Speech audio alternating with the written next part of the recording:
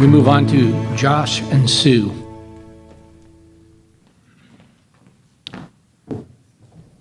Many of the decisions about water are made at the state level. Action is also needed at the federal level. What policies will you focus on to be an effective advocate for your constituents? And how does this action fit into your general plans for environmental protections? First, we'll go with Sue. All right, my grandparents, as I said, were both dairy farmers in our local communities. My mother often said to me, Susan, the number one priority in this valley is water, water, water. I remember being at my grandparents' home in the days when there was dial phones, and I would sit by the phone and they were waiting for the ditch tender to call so that they knew when the water was available to irrigate their land. That is how our family survived and how most people in our valley thrive, is with the protection of water. I would advocate for all farmers and anybody in the agricultural industry, and in my opinion, when we advocate for water in this valley, we are advocating for the entire world. In our environment, one of the, as far as the global environmentalism, one of the biggest problems is famine. This is a direct result of droughts and many other natural disasters that we're seeing in the world. So this is something to take very seriously. I would do anything that I could through policies that would protect the water for our area. Thank you. Thank you. Josh, 2 minutes. Water is one of the most important issues we have here in the Valley, and it's actually a bipartisan issue, right? The question is really, who's going to be the best advocate for the Central Valley's interests? How do we get more water to areas like ours that need it desperately? Let's talk about where we've been. We went through 7 years of drought, followed by 1 year of disastrous flooding. That just happened.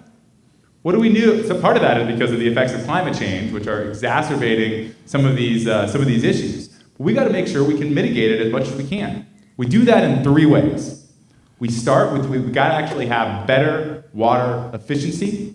We need more farmers that are using micro-irrigation systems instead of flood irrigation. I think we should have a tax deduction for micro-irrigation systems to do the same thing that we did for solar panels. Bring the cost down and make sure everybody adopts them. It's better for the environment, it's better for the farmers, and it's better for our water security. Second, we need more water production.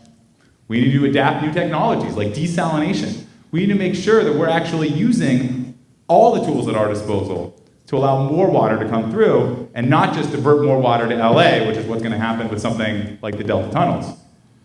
And third, we need more water storage.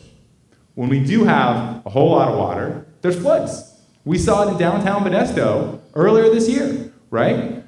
We got to make sure we're mitigating that and actually capturing all the water that's coming down. We do that through things like the site's reservoir, floodplain reservoirs that don't actually impact the environment, that don't create things like dams, but make sure we're actually storing all the water for maximum use. That's what we got to have: water efficiency, water production, and most importantly, water storage. And if we do those 3 ingredients, and we have a strong advocate for Central Valley interests, it's not a partisan issue. It's just who is actually going to make sure that stuff can get done, and that's what we're going to set out to do. Thank you, Josh. Sue, 1 minute rebuttal. Sure. California has set the standard for environmental policies, and I would like to see those spread throughout the country. My grandparents on Paradise Road in Modesto had a 20-acre almond farm. When my mother died, we sold that property, and it is now the property that has been divided into 4 5-acre plots. You may have read about this in the Los Angeles Times article. On each of those 5 acres, there are studies being done in connection with UC Davis to find out how water can best be used. They're doing comparison studies from rain and various studies to find out how to recharge the aquifers in the land. Josh? One of the other things to keep in mind here is the effects of climate change. One of the worst decisions that the Trump administration has done is withdrawing from the Paris Accord. This is an agreement that every single country on the planet has signed up for, except for Donald Trump. That's crazy. That means that we're actually not having a seat at the table. What I've learned in business is if you don't have a seat at the table, you're on the menu. And that's what's going to happen. We're going to be left out of the discussion. We're going to be falling behind on things like green energy and green jobs and solar and wind, which are critical for the Central Valley. And we're going to be taken advantage of because the rest of the international community is going to be moving beyond us. What I will do in Congress is make sure that we sign back up for international agreements that we've committed to, and we uphold our end of the bargain, which is better for us in the long run. Thank you very much.